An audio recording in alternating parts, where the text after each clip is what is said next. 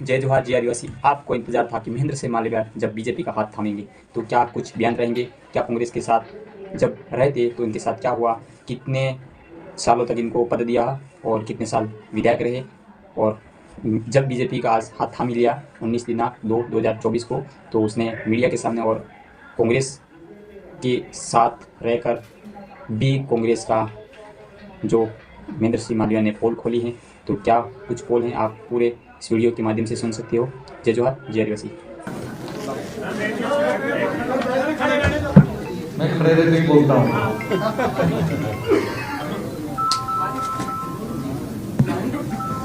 Akhil Bharatiya Janata party के प्रभारी जी अरुण सिंह जी, आपको मैं प्रणाम करता हूँ, नमन करता हूँ। हमारे प्रदेश के ऊर्जावान और नौजवान प्रदेश अध्यक्ष और सांसद मेरे भाई सीपी जोशी जी, सब प्रभारी जी विजया जी, पूर्व प्रदेश अध्यक्ष अरुण चतुर्वेदी जी, मेरे बड़े भाई जो लंबे समय से हम साथ में रहकर काम कर रहे हैं, ऐसे राजेंद्र राठौड़ साहब, नारायण जी, हमारे वागड़ के नेता और पूर्व मंत्री सुशील जी, मोतीलाल जी, महामंत्री जी, यहाँ पर उपस्थित भारतीय जनता पार्टी परिवार के तमाम साथियों, मित्रों, तमाम संगठनों के पदाधिकारी, मीडिया के साथियों, सभी दोस्तों और मित्रों,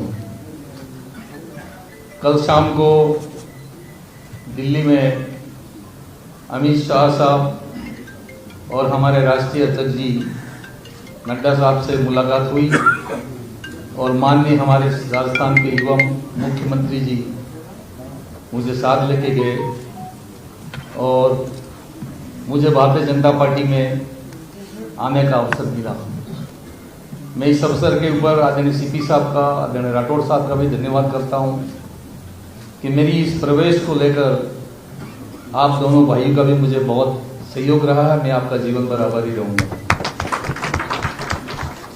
जहां तक भारतीय जनता पार्टी का सवाल है, 1977 में मैं गांव से पैदल चल के आया। ये इतिहास की घटना है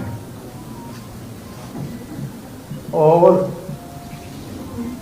एक दिन में 50 किलोमीटर पैदल चला और विश्व हिंदू परिषद में मैंने विद्यार्थी परिषद के रूप में एडमिशन लिया और 9, 10, 11 के अंदर सिटी हायर सेकेंडरी पढ़ रहा था। स्कूल का प्रेसिडेंट बना एबीवीपी के बैनर के नीचे। फर्स्ट ईयर में गया कॉलेज में, सेकेंड ईयर में गया कॉलेज का वाइस प्रेसिडेंट बना अखिल भारतीय विद्यार्थी परिषद के बैनर के ऊपर। और थर्ड ईयर में जब गया, जब कॉलेज का वाइस प्रेसिडेंट से प्रेसिडेंट बना, पूरा बांसवाड़ा जिला का ग्रामीण अंचल का विद्यार्थी मेरे साथ था। तब भी मैं विद्यार्थी परिषद के बैनर के तरह कॉलेज का प्रेसिडेंट बना और इसके बाद कुछ समय तक भारतीय मजदूर संघ के साथ रहा। कुछ समय के बाद में मैं गांव का सरपंच बना और सरपंच एक दिन नहीं रहा और प्रधान बन गया और ये प्रधान मुझे निर्दलीय के रूप में बनना पड़ा। कांग्रेस पार्टी ने मुझे टिकट नहीं दी। फिर सेकेंड बार मौका मिला, फिर भारतीय जनता पार्टी का सहयोग मुझे मिला, लेकिन कांग्रेस पार्टी ने मुझे टिकट नहीं दिया और प्रधान रहते हुए मेंबर ऑफ पार्लियामेंट बना 98 में और 1,14,570 वोट से मैं जीता और अटल बिहारी वाजपेयी जी की सरकार के अंदर में सम्मिलित हुआ। इसके बाद वापस आया, मैं 2 बार लगातार जिला प्रमुख बना और जिला प्रमुख के बाद में मैं 4 बार का विधायक रहा और वर्तमान में भी विधायक हूँ। कुछ समय के बाद में शायद मैं नहीं रहूंगा। जहां तक भारतीय जनता पार्टी और मोदी साहब का सवाल है, अमित शाह साहब का सवाल है, डबल इंजन की सरकार, देखते ही देखते देश और दुनिया में हिंदुस्तान की जो ताकत बढ़ी है, हिंदुस्तान को लोग जिस नजरिए से देखने लगे हैं कि क्या हिंदुस्तान था और क्या हिंदुस्तान आज बन गया, ये कोई काम कर सकता है तो भारतीय जनता पार्टी की नीतियां और आदरणीय मोदी साहब। मैंने भी देखा कि अगर मुझे अपने क्षेत्र का विकास करना है और हमसे लगे हुए गुजरात और मध्य प्रदेश के अंदर भी ट्राइबल रहता है, वहां का भी अगर मुझे मदद करनी है तो मैंने देख लिया कि भारतीय जनता पार्टी के अलावा कोई इस ग्रामीण अंचल के अंदर, आदिवासी अंचल में कोई काम करने वाला नहीं है। जैसे आदरणीय सीपी साहब ने भी सरकार की योजनाओं के बारे में एक लंबी चौड़ी बात यहाँ पर रखी है, ये तब सुन के स्तब्ध रह जाते हैं कि देश जिस प्रगति के साथ में आगे बढ़ रहा है। और जैसे कल राष्ट्रीय अधिवेशन हुआ, राष्ट्रीय अधिवेशन में माननीय प्रधानमंत्री जी का उद्बोधन, हमारे राष्ट्रीय अध्यक्ष जी का उद्बोधन और अमित शाह साहब का उद्बोधन हम सबको रोंगटे खड़े करने वाला उद्बोधन था।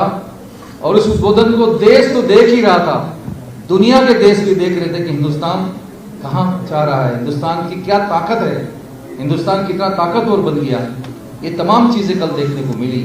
इन तमाम चीजों से मैं प्रभावित हुआ और प्रभावित होकर मैंने कहा कि मैं एक बार फिर अपने पुराने घर में जाऊं और पुराने घर में जाकर उस वागड़ अंचल का, मेवाड़ अंचल का और सभी का, छत्तीस समाज का मैं कैसे भला कर सकता हूँ, कैसे मैं विकास कर सकता हूँ, ये बात भी सब सत्य कह सकता हूँ। एक बात मुझे कहते हुए मन में दुख है कि कांग्रेस पार्टी ने भगवान राम मंदिर के बनाने के बाद जब 22 तारीख को प्राण प्रतिष्ठा महोत्सव हो रहा था और वहाँ जाने के लिए मना कर दिया, ये सबसे बड़ी मुझे ठेस लगी।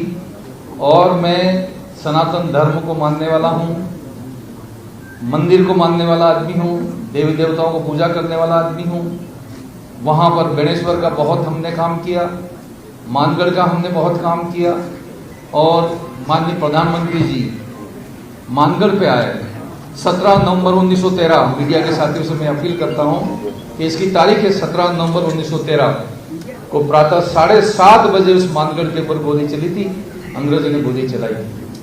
प्रथम प्रधानमंत्री नरेंद्र भाई मोदी थे, वो उन 1500 शहीद हो गए थे, उनको नमन करने के लिए मानगढ़ आए।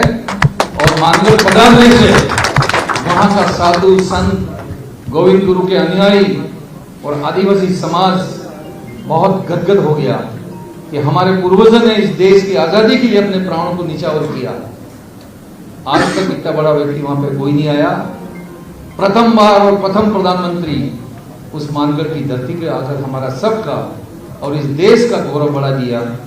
ये हमारे लिए बहुत खुशी है, बहुत प्रसन्नता है। मैं इस अवसर के ऊपर हमारे प्रभारी जी बैठे, उनसे मेरा निवेदन है, प्रदेश अध्यक्ष जी से मेरा निवेदन है, चतुर्वेदी से मेरा निवेदन है, साहब से और राठौड़ साहब से, सबसे मेरा अपील है और मीडिया से भी मेरी अपील है कि आज नहीं तो कल ये मानगढ़ राष्ट्रीय स्मारक घोषित होना चाहिए। ये हमारी मांग है। मैं आज भारतीय जनता पार्टी में पूर्ण रूप से निष्ठा के साथ सदस्यता ग्रहण कर रहा हूं।